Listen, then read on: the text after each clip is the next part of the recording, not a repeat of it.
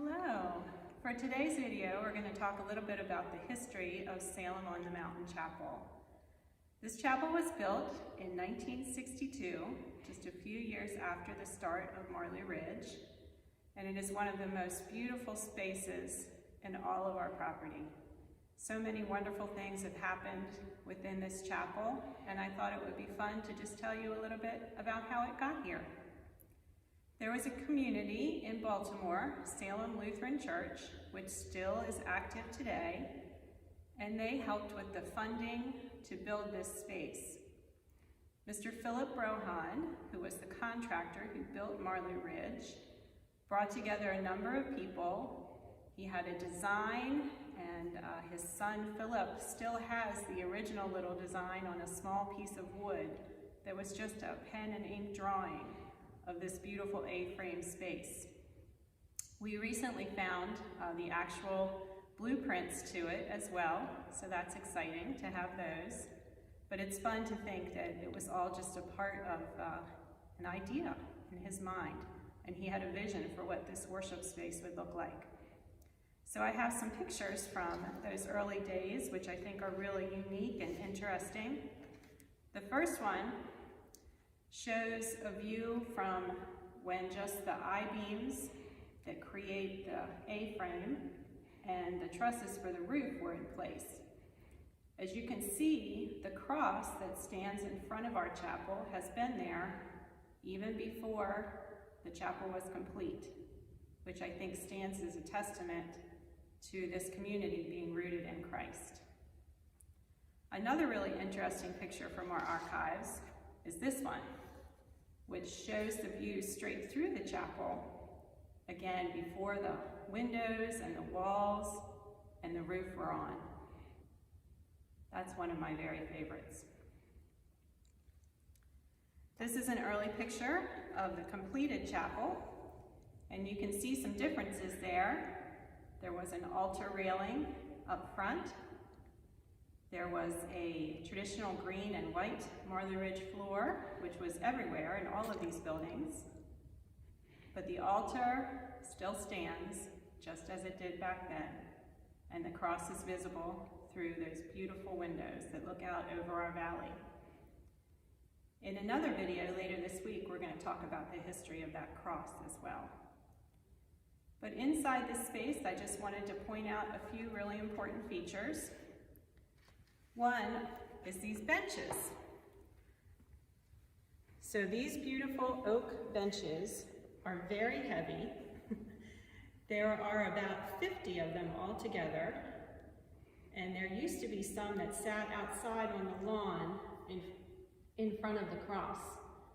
But many years ago, in preparation for the 50th anniversary of the chapel, we pulled them all out and refinished them by hand, which was a big task. They used to have holders underneath of them for the hymnals and prayer books and Bibles. So those were taken off, so there's now a much cleaner look, but they were all lovingly refinished.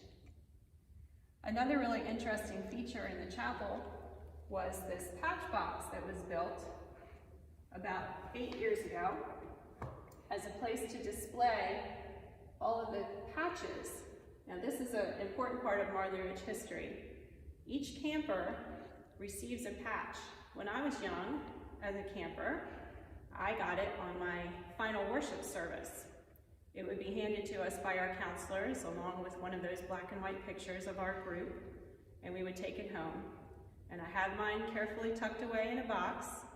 For a while I had them all sewn onto a sweatshirt when I was young, and they're very special to me.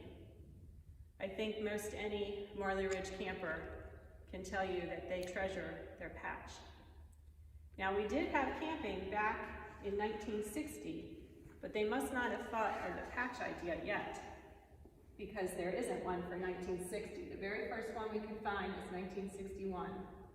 And you can see they were felt in the beginning and rounded, and then the oval shape came into play.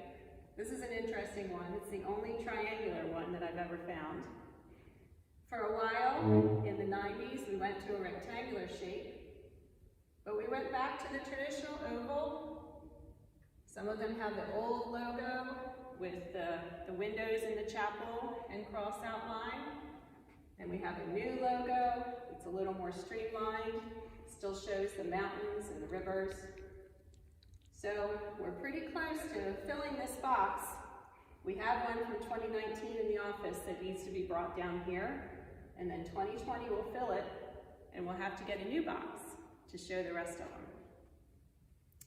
One other thing I wanted to point out in this space is a beautiful cross that was made by some campers years ago. Some of our senior high campers, under the direction of Pastor Mark and Pastor Christine Myers-Parker, had the kids do an exercise where they wrote down some things that were troubling them on tiles. Things that maybe they were struggling with or angry about, or relationships that were broken. Things that were keeping them distant from God. And then they put all their tiles together and wrapped them carefully in some toweling and took hammers and just busted them up into pieces to represent the fact that God can carry all of that for them. And so they took time to set those pieces, those concerns, those prayers, those worries into a cross, because we know that God carries those for us and helps us know that we are loved. Even when we're upset or struggling, we are God's beloved children.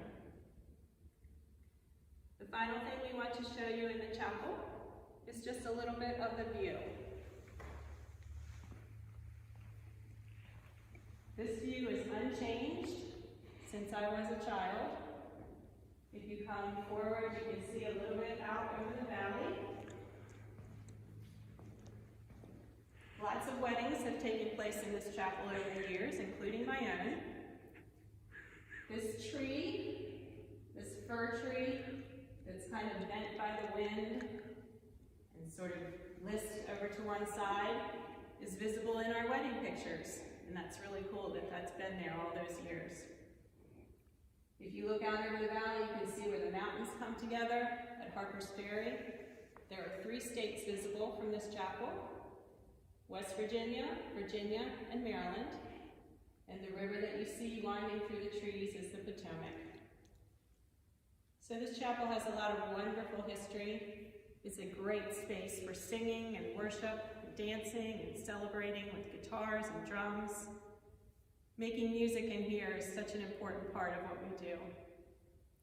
The candlelit worship and the way that we engage as community and worship the Lord in this space is a treasured part of Northern Ridge history. And it's been fun to share it with you today.